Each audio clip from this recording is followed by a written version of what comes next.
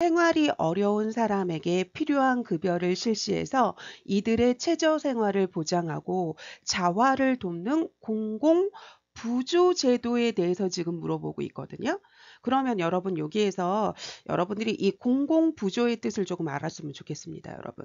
그럼 이 공공에서 이 부가 도와줄 조자고 조도 도와줄 조자거든요, 여러분. 이 공공에서 도와주는 거예요. 그러니까 공공에서 나라 세금으로 도와주는 제도를 공공부조제도라고 하는데요. 좀 크게 조금 살펴보면 우리가 국시에 매해 출제되는 게 바로 뭐냐면 매해 출제되는 게 사회보장제도에 대해서 물어보고 있잖아요. 사회보장제도에 대해서 국시에 매해 출제되는 것 중에 하나죠, 여러분. 이 사회보장제도는 국시에서 매해 출제되는 것 중에 하나인데 이게 뭐냐면 국가가 국민한테 해주는 거잖아요. 국가가 국민에게 해주는 거죠. 그래서 이 국민이 사회적인 위험에 빠졌을 때 국가가 국민을 보장해주는 제도인데 어떤 사회적인 위험이냐면 뭐 실직을 했다거나 아니면 뭐 노령 상태에 놓였다거나 아니면 질병에 걸렸다던가 산재에 걸렸다던가 이런 여러 가지 사회적인 위험에 빠졌을 때 국가가 국민을 보장해주는 제도인데 두 가지를 보장을 해주거든요, 여러분. 소득을 보장해주고요. 그 다음에 두 번째는 의료를 보장해 주는 거예요. 의료를 보장해 주거든요. 그래서 우리가 어려운 상태에 빠졌을 때 소득이 보장이 되고 의료가 보장이 되면 어느 정도 살만하잖아요. 그러니까 소득과 의료를 보장해 주는 거라고 생각하시면 되겠습니다. 그런데 이 사회보장제도는 크게 세 가지로 나눈다고 생각하시면 되거든요. 그래서 이 첫 번째는 소득 능력이 있는 사람 있죠. 이 소득 능력이 있는 국민한테 해주는 거는 우리가 사회보험이라고 하죠, 여러분. 사회보험이라고 하고 소득 능력이 없는 국민이죠, 여러분. 이 소득 능력이 지금 없는 국민한테 해주는 게 지금 나온 공공부조제도라고 생각을 하시면 되거든요. 다음에 세 번째는 우리가 이 소득 능력하고 소득 능력에 따라서 보는 게 아니라 뭐 보건이라던가 교육이라던가 의료라던가 이런 포괄적인 서비스를 제공해 주는 걸 갖다 우리 뭐라고 하는 거냐면 사회 서비스라고 한다고 생각을 하시면 됩니다. 그래서 이 사회 보장은 소득 능력이 있는 국민한테 해주는 사회보험이 있고 그다음에 소득 능력이 없는 국민한테 해주는 공공부조가 있고 보건, 의료, 교육 뭐 이런 포괄적으로 전반적인 서비스를 해주는 걸 사회 서비스 이렇게 세 가지 종류가 있다라고 생각을 하시면 되거든요. 그럼 여기는 지금 공공부조제도에 대해서 물어보고 있으니까 이에 대해서 조금 볼게요, 여러분. 지금 소득 능력이 없는 국민한테 해주는 이 공공부조는 제가 두 가지를 보장해 준다 그랬잖아요, 여러분. 소득을 보장해 주고 그 다음에 의료를 보장해 준다고 했죠. 그러면 지금 소득 능력이 없는 사람한테 소득을 보장해 주는 건 우리 나라 세금으로 기초생활수급비 주잖아요. 그러니까 소득을 보장해 주는 건 기초생활수급비를 주는 이 국민기초생활보장제도라고 생각을 하시면 되고요. 다음에 의료를 보장해 주잖아요. 이 의료를 보장해 주는 거에 해당이 되는 게 바로 뭐냐면 우리가 의료급여라고 하죠, 여러분.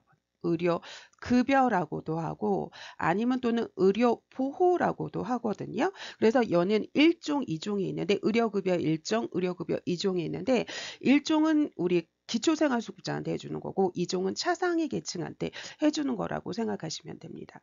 다음에 이 소득 능력이 있는 사람한테 해주는 게 사회보험이잖아요. 이 사회보험도 두 가지를 해주는데 소득을 보장해주고 그 다음에 의료를 보장해줘야겠죠, 여러분.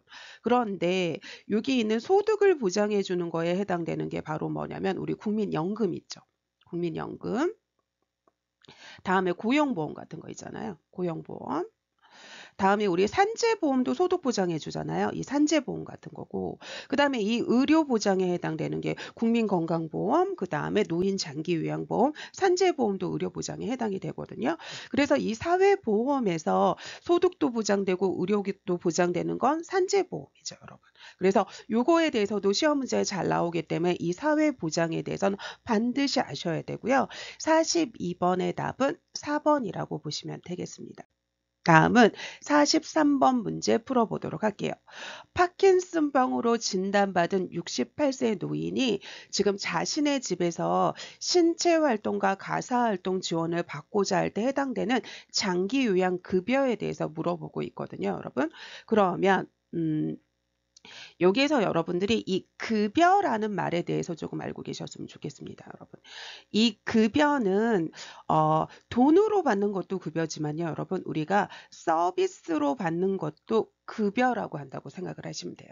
그러면 장기 요양 급여는 세 가지가 있거든요, 여러분. 세 가지가 있는데 첫 번째는 재가 급여가 있어요, 여러분. 재가 급여가 있거든요. 근데 이 재가 급여라고 하는 거는 이 재가에서 재자가 있을 재자고 가가 집가자예요. 그럼 집에 있으면서 서비스를 받는 거를 재가 급여라고 합니다, 여러분. 다음에 두 번째는 뭐가 있냐면 이게 시설급여가 있거든요, 여러분. 시설급여가 있습니다, 여러분. 그러면 얘는 시설에서 지금 이 시설에서 서비스를 받는 건 우리 뭐라고 하는 거냐면 시설급여라고 하고요.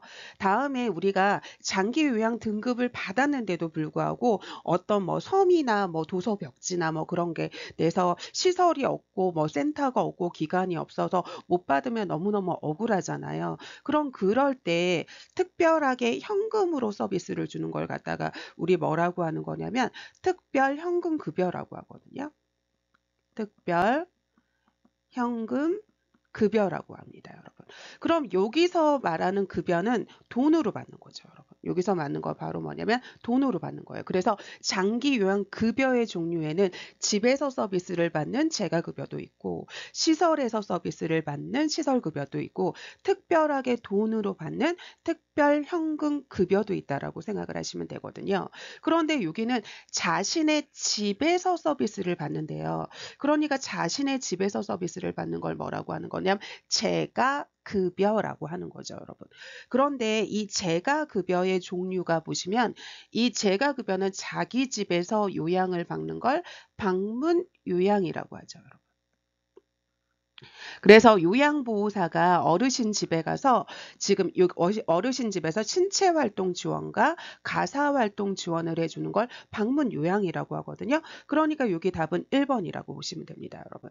다음에 두 번째는 간호사가 가는 거죠, 여러분. 간호사나 간호조무사나 치위생사가 가서 지금 하는 거는 방문 간호라고 얘기를 하고요. 그죠?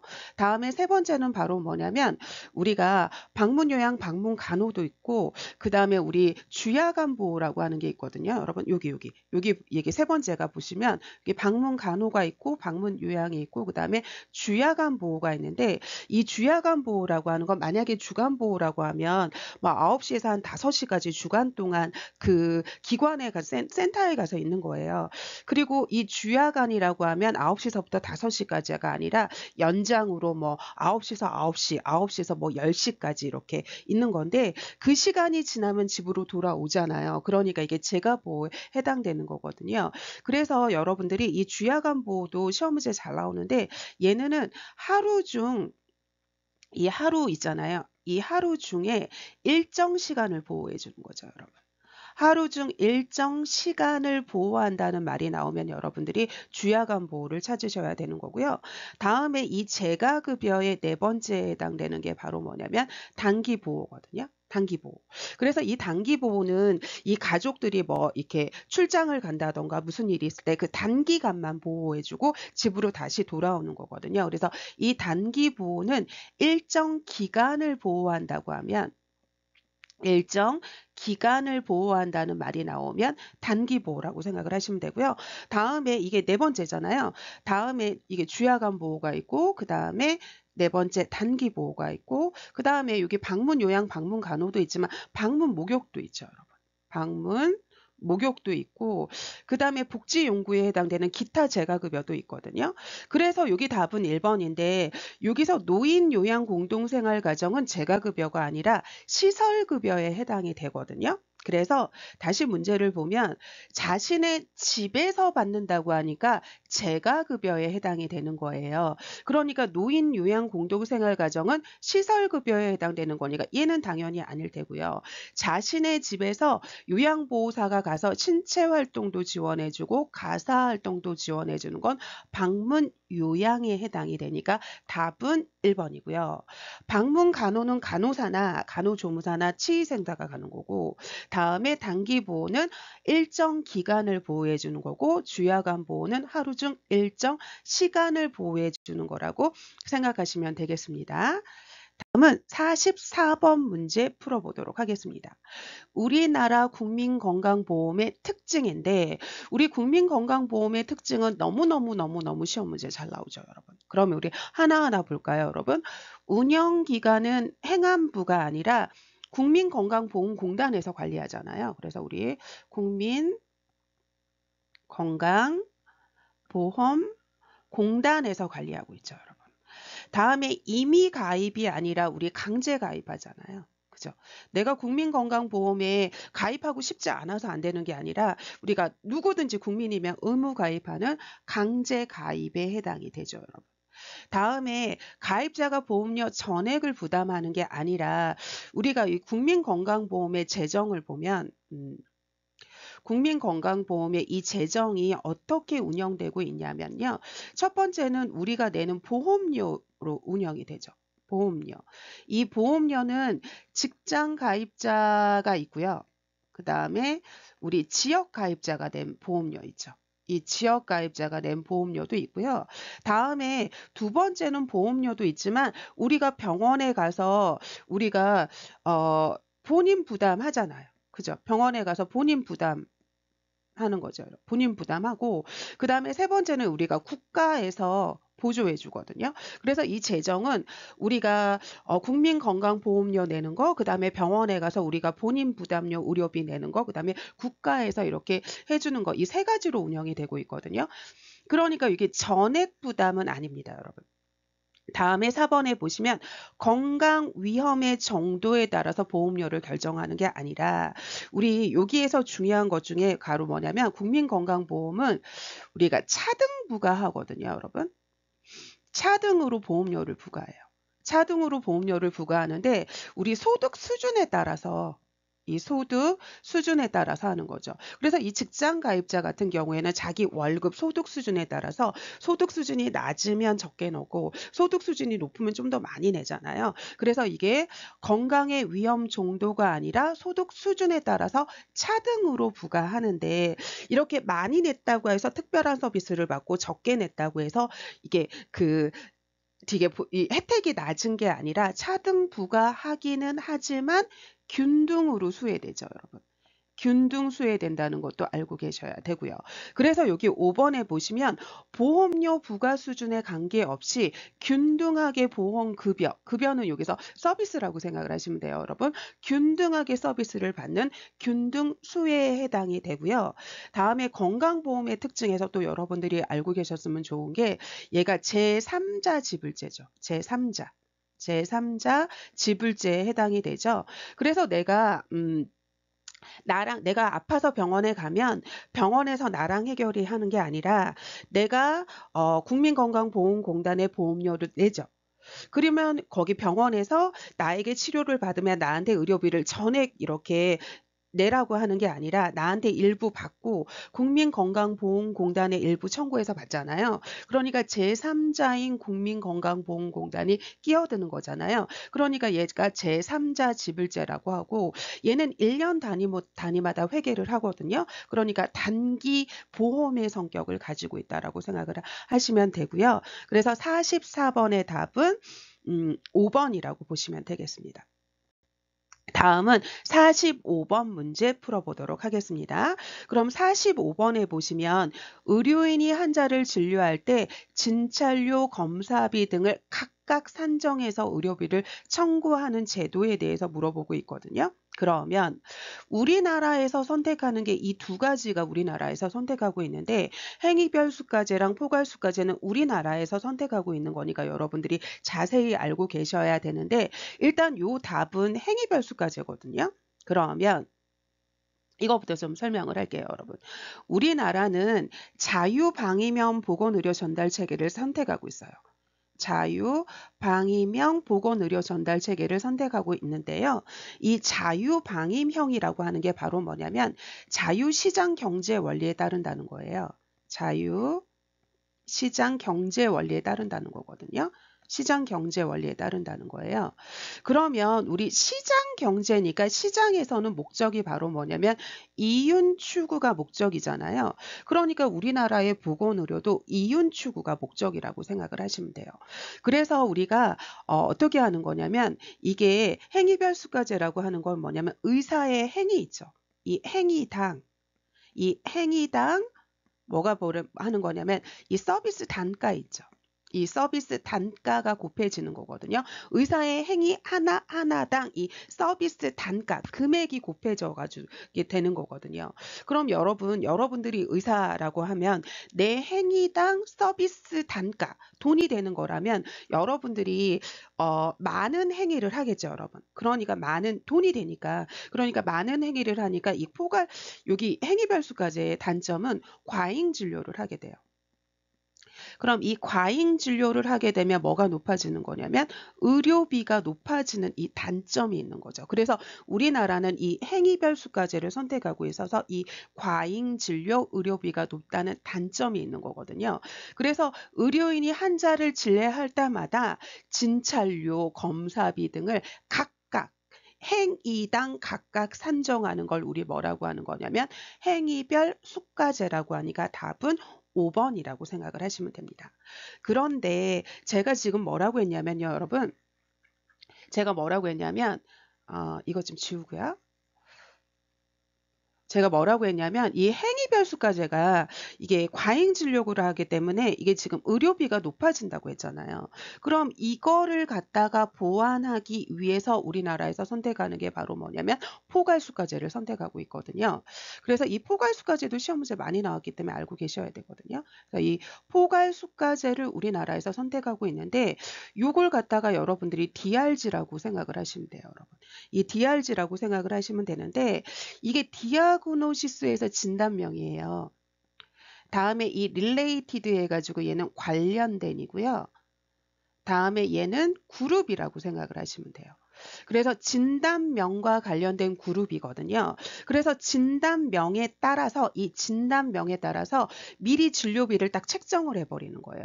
그래서 맹장 수술하면 딱 얼마, 다음에 제왕절개 수술하면 딱 얼마, 탈장 수술하면 딱 얼마, 다음에 뭐 백내장 수술하면 딱 얼마, 이렇게 딱 이 진료비를 갖다가 딱 책정해 버리면 이 진료비를 딱 책정해 버리면 이만큼 밖에 돈이 안 나오잖아요. 그럼 우리가 과잉 진료를 하지 않으니까 이 의료비가 높아지는 이 단점을 해결하고자 우리나라에서 선택한 게 이 포괄수가제인데 대신 이게 많은 거를 하지는 못하고 이게 이 적용하는 게 되게 작죠, 여러분. 그래서 여기 답은 5번이고요. 다음에 다른 것도 조금 살펴보면 여기 봉급제는 의사가 봉급 월급으로 받는 거라서 이게 다달이 나한테 받는 돈이 정해져 있잖아요. 그러니까 과잉 진료를 하지도 않고 의료비가 높아지는 그런 단점은 조금 개선할 수 있지만 다달이 받는 돈이 정해져 있기 때문에 의료의 질이 좀 낮거나 의사의 열의가 조금 낮아진다는 단점도 있다는 건 조금 알고 계셨으면 좋겠고요. 다음에 이 인두제도 너무 중요해서 이 인두제도 조금 설명하고 가도록 하겠습니다, 여러분. 이 인두제도 조금 지우고 설명하고 가도록 할게요. 그러면 이거는 유럽 쪽에서 조금 선택하는 거거든요. 그럼 이 인두제는 사람 인자의 머리 두자예요. 그러니까 바로 뭐냐면 머리 수만큼 사람 수만큼이에요. 그러니까 만약에 어떤 지역이 만약에 A 지역이 있다라고 해보세요, 여러분. 그럼 이 A 지역에 A 의사가 있고 B 의사가 있고 C 의사가 있다라고 생각을 해보세요. 그럼 이 A 지역에 있는 사람이 자기의 주치의를 선택할 수 있거든요. 그럼 A라는 주치의를 한 100명이 선택을 했고 그 다음에 B 주치의는 150명이 선택을 했고 C 주치의는 200명이 선택했다고 생각을 해보세요.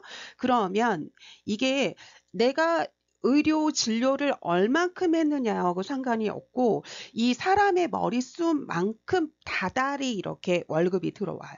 그러면 이 인두제도 사람의 머릿수만큼 이렇게 들어오니까 내가 진료를 안 해도 이 돈만큼 들어오거든요. 그렇기 때문에 여기서는 여러분들이 의사가 어떻게 하는 거냐면 사람이 딱 찾아왔을 때 환자가 찾아왔을 때 다시는 나를 안 찾아오는 게 더 좋은 거잖아요. 다시는 나를 찾아올 수 없게 아주 자세하게 예방하는 방법을 설명을 해주거든요. 그러니까 여기는 예방, 이 질병의 예방에 좀 포커스를 둔 거예요, 여러분. 그래서 질병의 예방에 포커스를 두고 그 다음에 열이가 조금 없고 그 다음에 다달이 받는 돈이 정해져 있기 때문에 의료의 질이나 이런 거나 의료인의 민감성 뭐 이런 거는 조금 낮은 게 바로 뭐냐면 인두제라고 생각하시면 되겠습니다. 다음은 46번 보도록 할게요. 남미 해안부터 중태평양에 이르는 넓은 범위면서 해수면의 온도가 높아지는 걸 얘기하고 있거든요, 여러분. 그러면 우리가 이 해수면의 온도 있잖아요. 그러면 이렇게 생각을 하시면 돼요, 여러분. 이 해수면의 온도 있죠. 이 해수면의 온도가 높아지는 걸 우리가 엘니뇨 현상이라고 하고요. 엘니뇨 현상이라고 하고요. 해수면의 온도가 낮아지는 걸 라니냐 현상이라고 합니다. 라니냐 현상이라고 하는데 이게 스페인어로 엘니뇨는 남자아이라는 뜻이고 라니냐는 여자아이라는 뜻이거든요. 그래서 이 온도가 올라가는 건 엘니뇨 현상, 온도가 낮아지는 건 라니냐 현상이라서 여기는 온도가 높아지니까 엘니뇨 현상이라고 고르시면 되거든요. 그런데 이 해수면의 온도가 올라가는 이 엘니뇨 현상이 일어나잖아요. 그럼 해수면의 온도가 올라가면 지역에 따라서 어떻게 되는 거냐면 땅이 쩍쩍쩍쩍쩍쩍 갈라지는 가뭄이 일어나는 곳도 있고 그다음에 너무 막 비가 많이 와가지고 이렇게 홍수가 일어나는 곳도 있고 그래서 이렇게 이상 기후가 나타난다고 생각을 하시면 되거든요. 그래서 이게 뭐 때문에 생기는 거냐면 지구 온난화 현상 때문에 생기는 거라고 생각을 하시면 됩니다, 여러분. 그래서 답은 지구 온난화 온실 효과로 인해서 해수면의 온도가 올라지는 엘니뇨 현상, 그 다음에 해수면 온도가 낮아지는 라니냐 현상이 있다라고 생각을 하시면 됩니다. 다음에 다른 것도 좀 살펴보면 이 황사 현상이라고 하는 건 우리가 왜 중국이나 몽골에 이렇게 그 황토지대나 아니면 사막지대 같은 데서 이렇게 황사라던가 미세먼지라던가 이렇게 우리 모래라 같은 게 이렇게 작은 미세한 물질들이 이렇게 공기에 뜨는 거죠, 여러분. 공기에 떠가지고 얘가 바람에 이렇게 날려와가지고 어느 곳에 떨어지는 거예요. 이게 황사현상이라서 우리 호흡기 질환이라던가 우리 눈질환이라던가 아니면 우리 알레르기 질환 같은 거 좀 많이 일으키죠, 여러분. 그러니까 이게 황사 현상이고요. 다음에 이 열섬 현상도 시험 문제에 너무너무 많이 나오고 중요한 거라서 얘도 조금 설명하고 가도록 하겠습니다. 단독으로 시험 문제 다 잘 나올 수 있는 거거든요. 그러면 조금 보시면 이 열섬 현상이라는 건 여러분 일단 이걸 조금 아셨으면 좋겠는데요. 여러분 우리가 0도씨 이상의 그 온도를 가지고 있는 건 누구나 복사열을 가지고 있어요.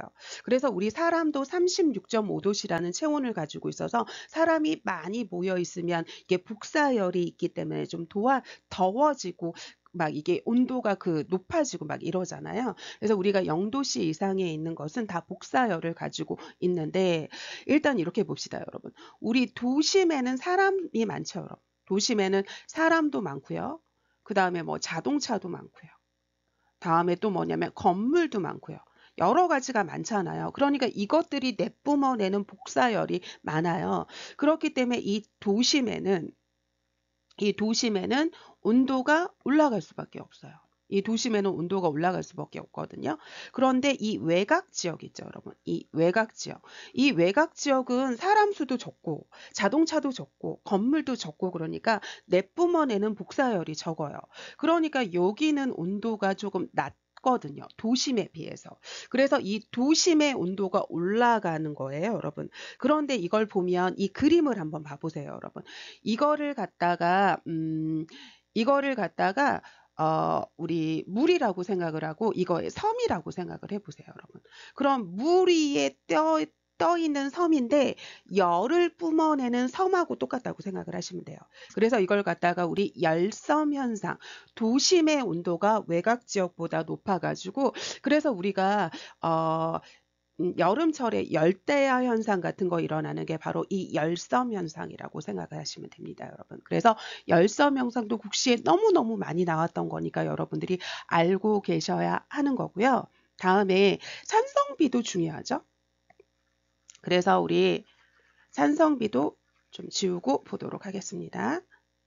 그러면 산성비를 조금 보면 이 산성비는 대기 오염 때문에 생기는 거잖아요. 그래서 이 대기 오염의 원인 물질들의 우리 이산화황 있잖아요. 이게 주된 원인 물질의 하나인데 이 산성비는 pH가 5.6 이하인 비가 내리는 걸 갖다가 우리 뭐라고 하는 거냐면 pH가 5.6 이하인 비를 내리는 게 산성비거든요. 이것도 한번 살펴볼까요? 우리 이 pH 있죠. 이 pH. 그럼 이 pH를 봤을 때 우리 왜 7 있잖아요. 7. 여기 딱 중성이라고 생각을 하시면 되고요. 숫자가 낮아지면 산성. 다음에 이 숫자가 높아지면 알칼리성이에요. 그럼 5.6 이하니까 당연히 산성일 거 아니에요. 그래서 이 pH가 5.6 이하가 내리는 걸 갖다 우리 뭐라고 하는 거냐면 산성비라고 하는데 근데 이 산성비가 내리면 어떻게 되는 거냐면 우리가 자연 상태가 파괴되죠, 여러분. 자연 상태가 파괴되고 우리 호수나 이렇게 물 같은 데 있잖아요. 여기가 이 산성화돼요. 산성화돼 가지고 이 물고기가 죽고 자연 상태가 파괴되고 호수나 산림이 파괴되고 그다음에 금속 곡물도 부식되고 석조 곡물도 부식되고 우리 호흡기 질환 같은 거 생기고 이런 것들이 일어나는 게 산성비라고 생각하시면 되고요. 다음에 기온 역전 현상도 너무 중요하거든요. 그래서 기온 역전 현상도 너무 중요해서 얘도 조금 살펴보도록 할게요, 여러분. 얘도 조금 살펴보도록 하면 우리가 왜 이렇잖아요, 여러분. 여기가 지금 지표예요.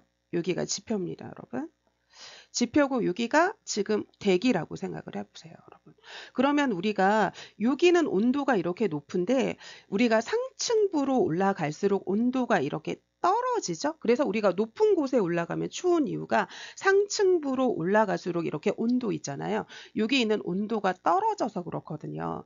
그럼 이게 이렇게 돼야 되는 게 여러분 보세요. 이렇게 돼야지만 이렇게 온도가 떨어지니까 얘는 내려와잖아요. 이렇게 내려오고 얘는 올라가고 그래서 이렇게 공기순환이 이루어져요. 이렇게 공기순환이 이루어져서 공기의 자정작용이 이루어지거든요. 그런데 어떠한 이유로 인해서 여기가 온도가 올라갈수록 계속 온도가 올라가는 거예요. 그래서 상층부로 올라갈수록 온도가 높아지는 거죠, 여러분. 그럼 이게 공기순환이 안 이루어지죠. 그죠? 지금 공기순환이 안 이루어지잖아요. 그러니까 이게 그리고 여기 공기순환이 안 이루어지고 원래는 내려가야 되는데 지금 원래는 내려가야 되는데 상층부에서 온도가 올라갔잖아요. 그러니까 이거를 기온 역전이라고 해요. 기온 역전 현상이라고 하는 거죠, 여러분. 기온 역전. 상층부로 올라갈수록 온도가 내려가야 되는데 온도가 올라가서 이게 기온이 역전돼서 기온 역전 현상이라고 하는데 공기 순환이 안 일어나기 때문에 이 기온 역전은 대기 오염이 발생하는 조건이라고 생각을 하시면 되죠. 대기 오염이 잘 발생하는 조건이 바로 뭐냐면 기온 역전 현상이라고 생각하시면 됩니다. 다음은 47번 문제 풀어보도록 하겠습니다. 대규모 개발 사업이 환경에 미치는 피해나 오염을 최소화하기 위해서 사전에 조사하고 예측하는 평가에 대해서 물어보고 있거든요. 그러면 이거는 우리가 뭐라고 하는 거냐면 환경 영향 평가라고 우리가 얘기를 하는데요. 우리가 어떤 대규모 사업을 진행할 때 사업하기 전에 이 사업으로 인해서 환경에 미칠 해로운 영향이 있죠. 환경에 미치는 이런 해로운 영향, 이 해로운 영향을 갖다가 미리 예측하는 거예요. 미리 예측하고 분석하고 평가를 하는 거죠. 그래서 이 해로운 영향을 줄일 수 있게 하는 게 바로 뭐냐면 환경 영향 평가 제도라고 하는 거거든요. 그래서 여기 보시면 보세요.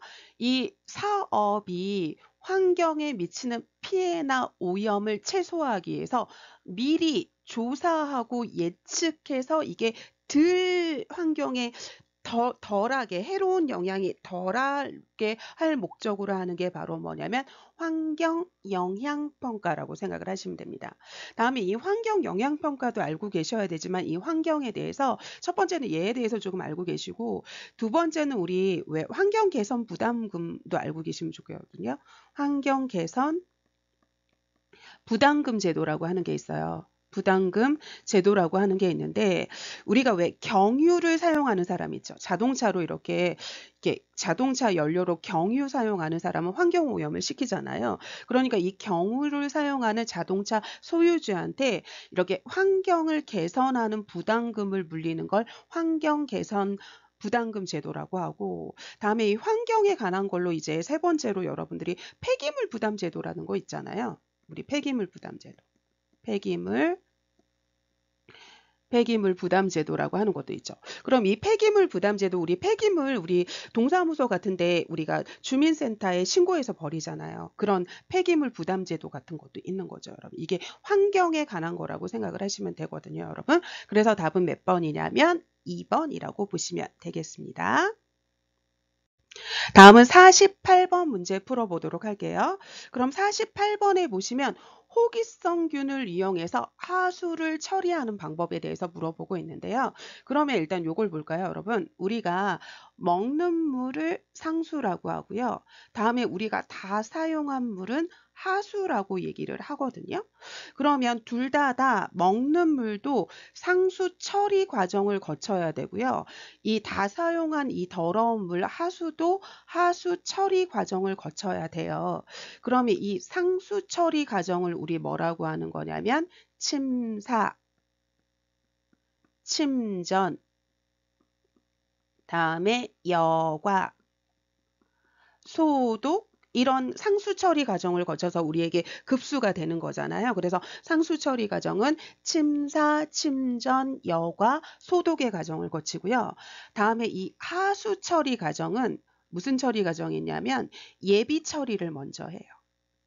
예비 처리를 하고 그 다음에 본 처리를 하고 그 다음에 찌꺼기를 처리하는 온이 처리 이렇게 세 가지 처리 과정이 있거든요. 예비 처리, 본 처리, 온이 처리가 있는데 여기에 보시면 이 온이라고 하는 건 찌꺼기 이 하수를 했으니까 이 더러운 물을 처리하면 찌꺼기가 나올 거예요. 그럼 이걸 온이 처리라고 해서 이걸 갖다가 뭐 비료로 사용하기도 하고 투기하기도 하고 여러 가지 방법을 통해서 하는 게 이 온이 처리고요. 다음에 이 예비 처리에 해당되는 게 바로 뭐냐면 스크리닝 하고요. 스크리닝하고 그 다음에 침사, 침전의 과정을 거칩니다, 여러분. 그러면 여기 왜 스크리닝을 하는 거냐면 이게 사용한 더러운 물이니까 이 여기서 왜 페트병이라던가 뭐 이렇게 뭐 더 이 큰 더러운 큰 그 오물 같은 거 있잖아요. 폐기물 같은 거를 갖다가 오물 폐기물 같은 걸 스크리닝하고 그리고 난 다음에 침사, 침전하는 게 예비 처리거든요.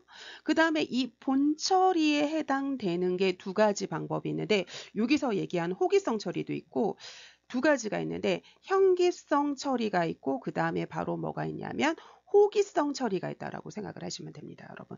그래서 요거라고 생각을 하시면 되거든요. 그러면 일단 여기 보시면 스크리닝, 침사, 침전은 얘는 예비 처리예요. 그러니까 여기에 해당되지 않죠. 그럼 이 호기성균을 이용하는 게 바로 본 처리에 해당이 되는 거니까 일단 3번, 4번, 5번은 제외시켜야 되는 거죠. 그죠? 그리고 이제 요걸 지우고 이제 이 본 처리에 대해서 자세히 좀 살펴보도록 할게요.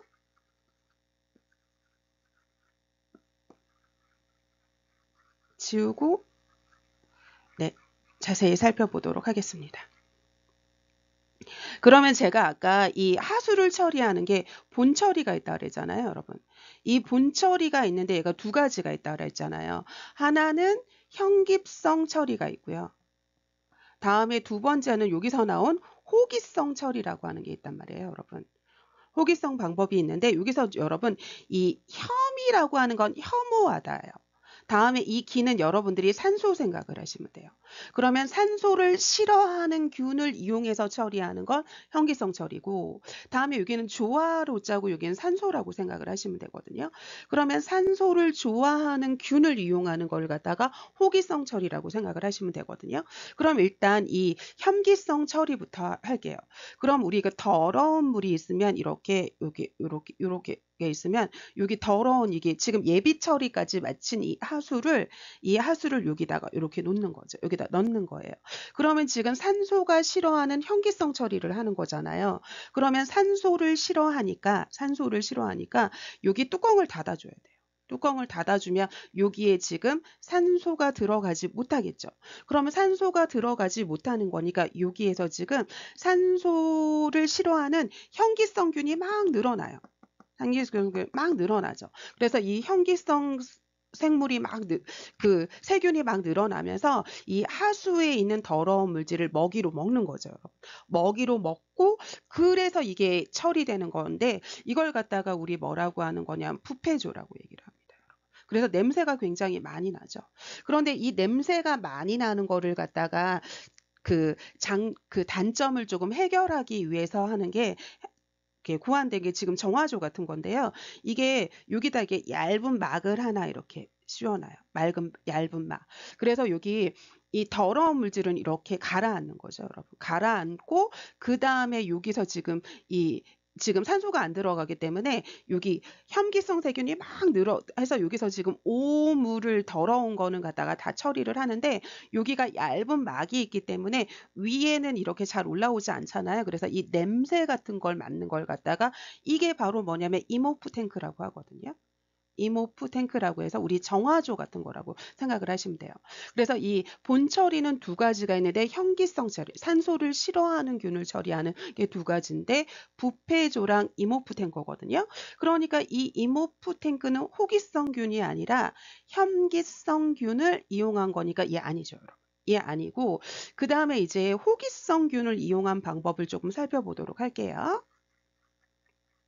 좀 지우고 이 호기성균을 이용하는 방법에 대해서 조금 살펴보도록 하겠습니다, 여러분. 그럼 얘는 일단 보시면 호기성균을 사용하는 게 바로 뭐냐면 우리가 살수 여상법이라고 하는 게 있어요, 여러분. 살수 여상법이라고 하는 게 있거든요. 그러면 여기가 지금 여상이라는 탱크가 있는 거예요. 여상이라는 탱크가 있고 그 다음에 여기 이렇게 하수가 있는 거죠. 하수가 있어요. 그럼 여기는 산소가 좋아하는 그 호기성이니까 뚜껑이 있으면 안 돼요. 뚜껑이 있으면 안 되고 이렇게 산소가 들어가는 상황을 만들어주는 거죠. 그런데 여기에다가 물까지 살수해 주는 거예요. 물을 살수해 주는 거죠. 그럼 우리 물에 뭐가 들어있죠? O2가 들어있고 O2가 들어가니까 이 O2가 많아지면 여기에 무슨 이 호기성균이 늘어날 거 아니에요. 그러니까 이게 바로 그래서 이 호기성균이 늘어나면서 이 하수의 오물 같은 거를 갖다가 먹이로 먹으면서 처리하는 과정이라고 생각하시면 되고 그래서 이 살수 여상법이 호기성 처리의 첫 번째 방법이고요. 다음에 두 번째가 지금 나온 활성온이법인데요. 그럼 이렇게 탱크가 있고 그 다음에 여기 이렇게 하수가 있다라고 생각을 하시면 돼요. 다음에 여기 지금 이제 호기성이니까 뚜껑 닫으면 안 되고 지금 이렇게 O2가 들어가는 환경을 만들어줘요. 그런데 여기에 이렇게 자갈을 깔아요. 이렇게 자갈을 깔고 우리가 이렇게 활성온이라는 균을 이렇게 깔아줘요. 활성온이균. 그래서 활성온이라는 이 호기성 균을 여기다가 이렇게 깔아줘요. 그리고 난 다음에 이 균이 깔아주니까 아무래도 산소가 들어오고 하니까 여기서 지금 이 활성온이균이 막 증가하면서 여기 있는 거를 처리하는 걸 활성온이법이라고 하거든요. 그래서 이게 호기성 처리는 두 가지가 있는데 살수 여상법이 있고 활성온이법이 있으니까 답은 2번이라고 생각을 하시면 되는 거죠, 여러분. 그런데 제일 많이 발달된 방법이 바로 이 활성온이법이라고 생각을 하시면 돼요. 여태까지 얘기한 방법 중에서. 그래서 48번의 답은 2번이라고 보시면 됩니다. 다음은 49번 문제 풀어보도록 하겠습니다.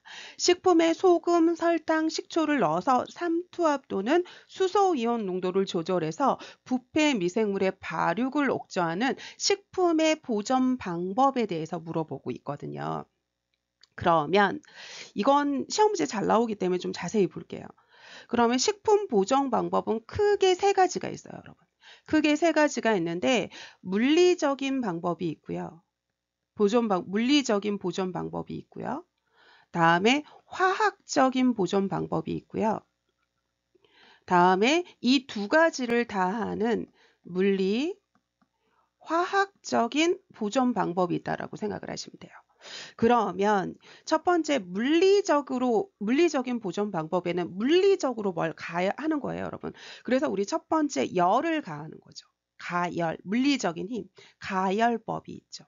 그 다음에 우리가 물리적 온도를 낮추는 거예요. 그래서 우리 저온 보관법 해가지고 냉동법, 냉장법이 여기에 해당이 되고요. 다음에 우리 왜 건조법 해가지고 우리 왜 그 과일 말리는 거 있잖아요. 그래서 우리가 과일 말려가지고 이 건조법에서 수분을 15% 이하로 이렇게 만들면 15% 이하로 만들면 좀 더 오래 보관을 할 수 있잖아요.